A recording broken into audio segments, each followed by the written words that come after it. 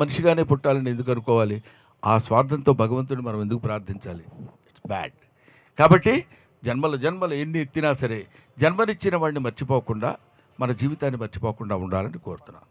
Next sir thank you so much for existing. Happy birthday sir. Sorry, కొంచెం philosophical లైన్లో పక్క వెళ్ళిపోయి ఇబ్బంది పెట్టినట్టున్నాను bro. Okay, next. Hi sir, this is Mahesh from Hyderabad Hawa memes page. Yeah sir, నాకు ఒక north friend ఉండేవాడు సార్. ఒక 3 years ముందు నేను అతనికి అడిగిన, మా తెలుగు మూవీ ఇండస్ట్రీ నుంచి నీ ఫేవరెట్ యాక్టర్ ఆర్ ఎవరైనా ఉన్నారా అని అడిగితే కిల్ బిల్ పాండే అని చెప్పారు సార్ నాకు. అంటే కిల్ బిల్ పాండే అంటే అరే హమారా కిల్ బిల్ పాండే హేనా, Brahmi sir is comedy king.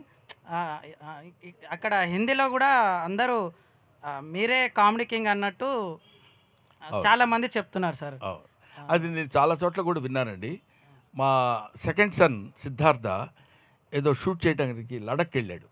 Ladakh వెళ్ళినప్పుడు అక్కడ లడఖ్లో ఒక స్మాల్ ప్లేస్లో ఒక స్మాల్ హౌస్, అక్కడ మొత్తం ఆ ప్లేస్ అన్నింటిలో 10 ఇళ్ళు మాత్రమే ఉంటాయి.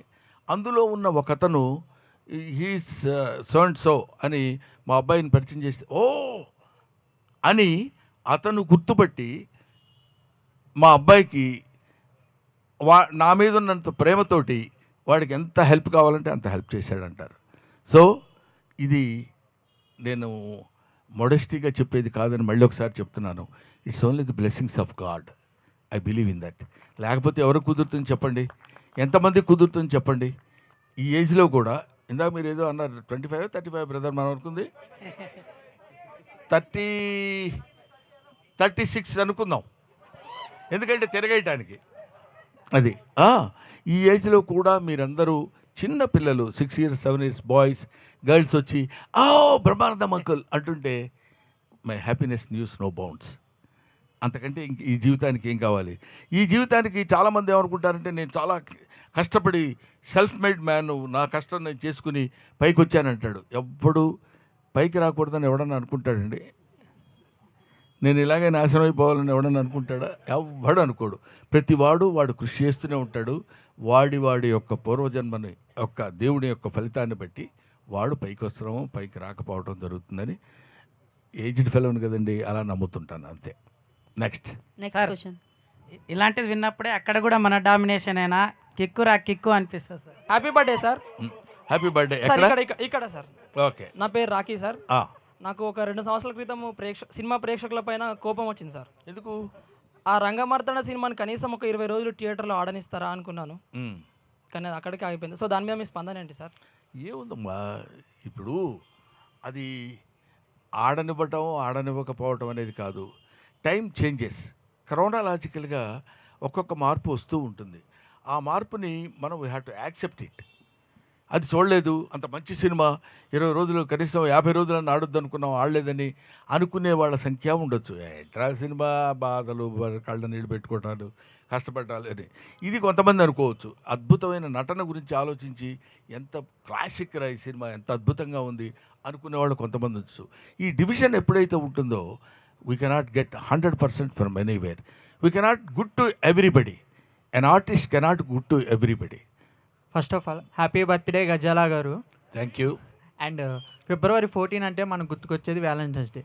సో మీ లైఫ్లో ఎవరైనా మీకు ప్రపోజల్ చేశారు? ఎవరుగా సార్ మీరు ఇందాక 35 దగ్గర ఆగుదాం అన్నారు సార్, అందుకే వాళ్ళ క్వశ్చన్ వచ్చింది. మేడం కాకుండా మళ్ళీ మీరు తెలివిగా మేడం చేశారని చెప్తారు కాబట్టి మేడం కాకుండా నువ్వే చెప్పేసుకోవా అన్నీ.